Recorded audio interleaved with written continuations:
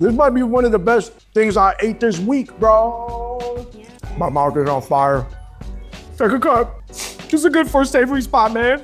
Put the heck in it. 4.75 for 5 out of 5 charm noodle. A perfect 6 for 6 on this Yatawat food crawl 1.0. Welcome to the very first Yatawat Bangkok Chinatown food crawl. By some accounts, this is actually the oldest Chinatown in the entire world, starting in 1782. So that's about 250 years old, which means you're gonna see some hyper old, ancient, traditional things, but you're also gonna see some hyper modern, cutting edge speakeasy bars. This is the home of Bangkok's gold, the home of Bangkok's ghosts, and we gotta do a food crawl, and this is the very first one. Gotta start off at my friend's spot, 3 Teapots. Andrew, what up? Hey man, welcome to 3 Teapots. Tell us about this spot. Yeah, so this is our heritage tea shop based right in the heart of Yaowarat, and I'm the 4th gen right now. Family business. Yeah, we're here out selling, tea leaves, tea drinks, soft serve. And what, you were born in Taiwan, raised in Bangkok, lived in America and Shanghai, and what, now you're back? Right. So I came back obviously to help out with family business, continue the brand, and just, take it up. So, hey, listen guys, this is a deep world and we're gonna give you guys a quick 101. Listen guys, there's some science behind this because we got our green teas, we got our oolongs, and we got our pu'ers, but this is a little bit of thing that, us rookies are gonna be surprised by. This is all from the same plant and it has to do with what? Oxidation level? Right, the oxidation level, how they're processed. You get different colors, different taste profile. And what you're holding right now is the green tea itself, Dongjing for China. Yeah, a lot of great, health benefits on different kinds of tea. You get different kind of antioxidants, polyphenols. So David right now is adding the jasmine green tea. You get, Whoa, jasmine. Let me tell you guys this. I'm not just saying this at all because we're doing the video. These are 2 of the best green teas I have ever had in my life. My goodness, the layers, the complexity. And I've been to the Assam tea farms in Taiwan too. I've been there. Now we're getting into the oolong section. Right, this thing right here. What typifies an oolong? Semi-oxidized, so it stands in between green and black. Right here is the black tea osmanthus. This is the base of a zhenzu naita, right? This is the yeah. They use black tea as the base for a lot of the zhenzu naita, boba tea, stronger. And this is actually the dianhou, which is actually gourmet grade black tea as well. And then last but not least, what is this one? Got the pu'er aged 15 years now with some chrysanthemum. So we infuse it to give it that natural sweetener. Ooh, it's got that nice chrysanthemum, like gofata, like gufacha thing at the very end. Right. I mean, there's a lot of science behind tea as well. So how do you want to come up with your own infusions? Man, which one is your favorite? I know mine. I think I'm honestly with this one. Okay. On the mood, what I'm trying to do, if I wake up, have some green tea, a lot of great neuroprotection properties that you get, a lot of cognitive boosts. So you don't have brain boosts because I do a lot of mental work, right? This is the green tea that I go for it. You get the brain boost. Yeah, that brain boost, it's called L-theanine and also caffeine. So you get that nice high, tap into that alpha wave state. Hey, listen guys, artificial sugars out, real tea from Yatawat in. Tell us about the ice cream brand, because we were just talking about the healthfulness of tea, but you gotta have something for Gen Z. Right, it's actually for the younger crowd, market out. If you're trying to open to a bigger market, you have to have some soft serve. Right, man. I did see somebody got like a real traditional tea, but of course, the matchas and the soft serves. Right. Well, so what are we looking at right now? So this right here, we call it Bloom. You have vanilla and chocolate right here, Ferrero, and black tea.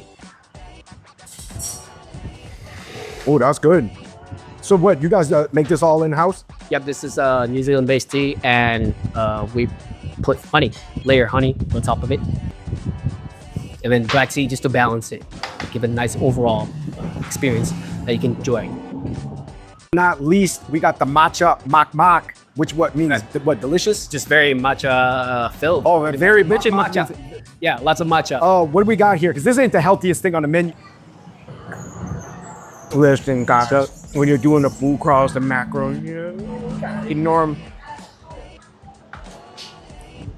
Face it with the matcha shop. Right, so there we go, matcha mak. You got multiple different takes on it. Matcha mak.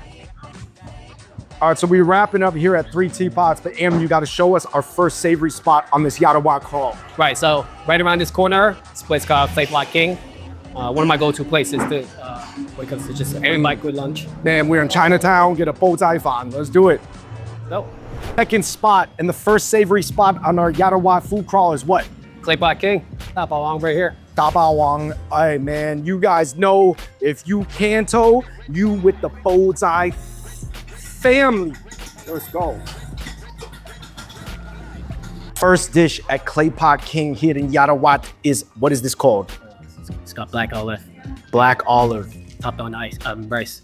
Ooh, I've never seen a bow tie fan actually look like this. So I'm really glad that we're getting like the Thai specific menu items, because we could have got the lap churng with the sing bakukai or like the bakukai bow tie fan, which is in Kanto, they're very standard sort of original, but I wanted to see what was different and localized. Clearly the cashews, the bird's eyes, just different. Very high, be careful. Fresh and steamy. Yo, that's good. Listen guys, this is that black olive lime caprao bow tie fan. Yeah. This might be one of the best things I ate this week, bro. Number 2, oh my goodness. That's a pork ribs. This is your favorite, right? Yeah, one Yo, Andrew's not eating today, but this is your favorite. This is just a very Chinese looking dish, to be honest. Claypot King, coming with never seen before Bangkok clay pots. So in a way, we have a very traditional like pai guat fan or like pai gu fan, right? Yeah. But you know, with the black bean sauce. However, this is what clearly shows that the Thai influenced the, you know, almost like some seafood sauce that we're about to pour on there. My goodness. My mouth is on fire. Take a cut. We got a drink that I've never had before called luo han guo. And I've had this fruit before, but I've never had the extracted drink that is produced from the fruit, so. Hey man, I'm not gonna lie guys, this was a better protein, but in terms of flavor, I'm gonna go with this black olive one with the lime in it, because this was something different I never had in my mind before in my life. Oh, boo. All right, last but not least, guys, we have the luro fan with a egg in it. And yo, this is dope. Like I said, guys, man, when you get Chinese Thai fusion foods, you could fuse it at an 80-20, 20-80, 50-50 level. I would go ahead and say this is like maybe 20% Thai, 80% Chinese, but with the raw egg in the middle. Fire, man. I love diasporic Southeast Asian Chinese food. Like, I think I ain't mad at anybody if they say that's their favorite kind in the whole world. I know you had to get this. Taiwanese love luro fan. I know. Wow. This is a good first savory spot, man. With the egg in it. It's lived up to my expectations, man. In fact, it surpassed my expectations, just like the Bangkok MRT actually surpassed my expectations. To like the Taiwanese luro fan, I would say there's definitely less 5 spice, but it's kind of got more of a natural pork flavor to it that really mixes well with the raw egg yolk. Yeah. And then obviously the raw egg yolk, if I press it against the hot clay pot exterior, you know it's gonna cook a little bit, not fully, but just a little bit. And it's less salty too. If you eat the raw fan in Taiwan, I would say it's more salty. Guys, I don't know about the luro fan versus the black olive one, but I think at the end of the day, we're in Thailand. I'm going with the black olive bow tie fan. This was an amazing spot. I definitely recommend this. I'm gonna give this spot a 4.7 out of 5. And that's our first savory spot on our Yatawat food crawl. Third spot that I am super excited to try on this Yatawat food crawl is Tong Go Savoey. What does this mean? Because these patonkos, they look like youtiaos, and I believe they are. You know, you got a fusion, you got like a Thai inspiration, the Thai sauce, pandan. But it almost looks like a stick man or something. Like, is it coconut like flakes, the old singular logo? Let's check it out, because listen guys, not only do they have the pandan ones with coconut, but they actually got spicy, crispy pork youtiaos, patonkos as well. These are the patonkos cut up in this way. They look just like youtiaos. I actually think they might be better, guys, from at least the ones that I've had. They're like sweeter, and they're less like salty than the youtiaos in the Chinese world. Chinese, they have for breakfast. This is more like a delicacy dessert. This is a pandan milk chocolate. Coconut noodles. Yeah, coconut shavings. This man, I gotta be careful. I used to do it for myself, but now I do it for you guys, because because I'm not on that anymore, but I do it for you. This is what flowers? This is the rosum. What are they called? The rosum in Thailand? What the heck? You got a spicy sambal sauce, the rosum or the muyang. Telling you guys, you never had a youtiao like this before in your life. I guess they get points for creativity. Yeah, there's almost like an Indonesian kanji that I have, influenced from the Hokkien Chinese that are in Indonesia, but without the kanji. It was only $4 US for about $3.75. I'm gonna say that Tong Go Savoey is also an absolute must visit. 4.35 out of 5. All right, guys, Yatawat is also the home of all the gold trade, not just in Bangkok, but I heard all of Thailand. A lot of them are operating on the street pretty much, and it's been here for years, yeah. Let's get some gold Buddha chains, man. We're up. Everybody knows that, you know, Southern Chinese people, Jeju, Cantos, we're known for eating duck, ap, yazi. So here we said, this is a duck. And we got the roasted duck spring rolls for 100 baht. So this is the preparation, you know, it's pretty much just the wrap and the duck meat itself. You know, there you go. We're on the side of the street, you know, doing the real prep right here. You know, it's pretty dope. This stall, they were speaking Mandarin with a Thai accent. Pretty cool. And like they said, they serve you a almost like a northern southern hybrid style of Beijing Kao Ya. Tiny little roll. It's good. Honestly, for 80 cents, this was valid. Like, you know, southern Peking duck style more uses haixianjiang, like huixinzheng, but the northern style uses tianmianjiang, but valid. I'm gonna give it 4 out of 5. Maybe just buy them singular. You don't need to get a box. So what's going on across the street? Because there's like a feeding frenzy for what, intestines? Yeah, I mean, you're eating a lot of internals. Meats. Yo, I never heard anybody call it internals before. Listen, guys, I'm not trying to lose my Asian card. I do eat internals, but it's just not my first pick. And I'm kind of in a first pick mode right now. But clearly, guys, if you want a true platinum Uranian jade Asian card, intestines first. Yeah. Yo, listen, guys, you want to talk about max Chinese level. This is a bird's nest stew. Shark's fin. It's a hybrid, bro. This is like getting Hennessy fried chicken, man. This is doubling up on too much goodness. Our 5th spot, and I'm excited because we have not struck out. No swings, no misses, no strikes so far.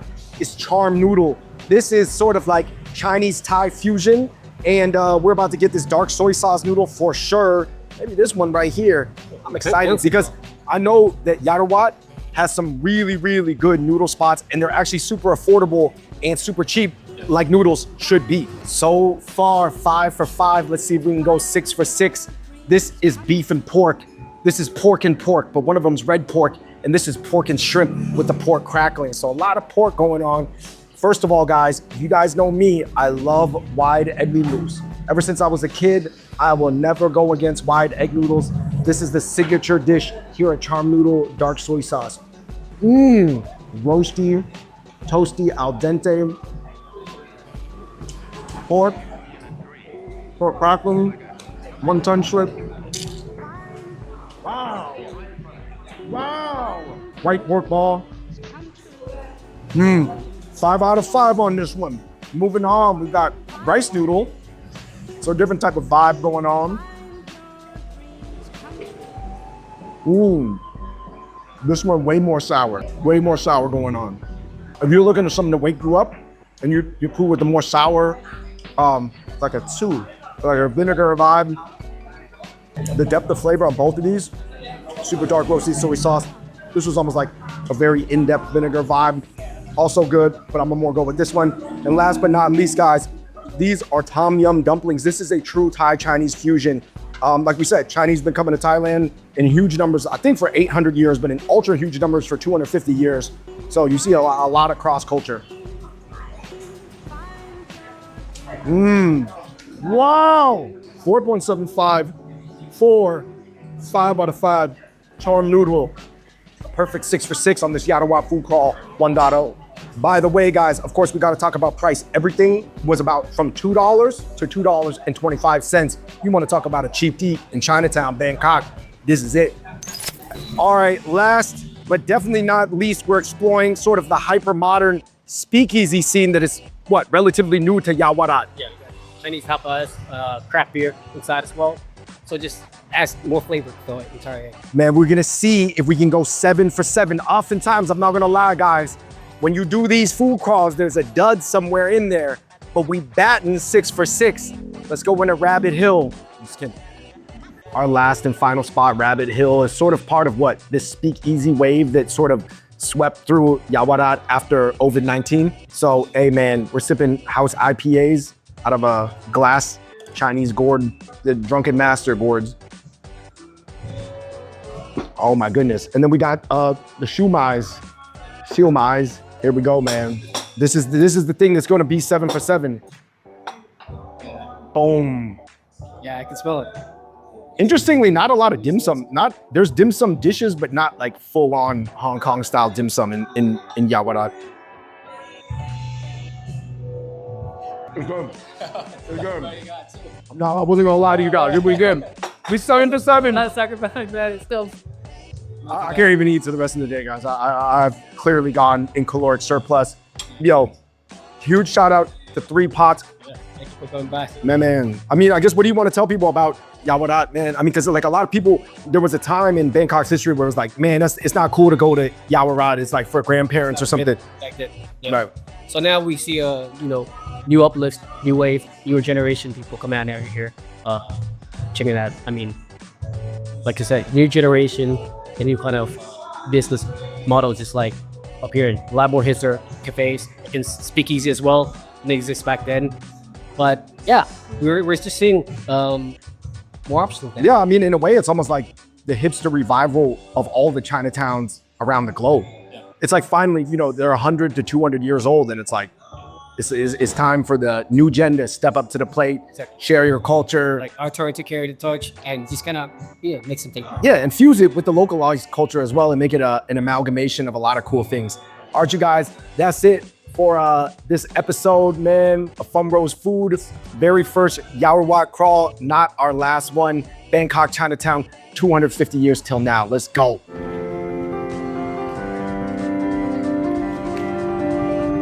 Yes, tip gets there too.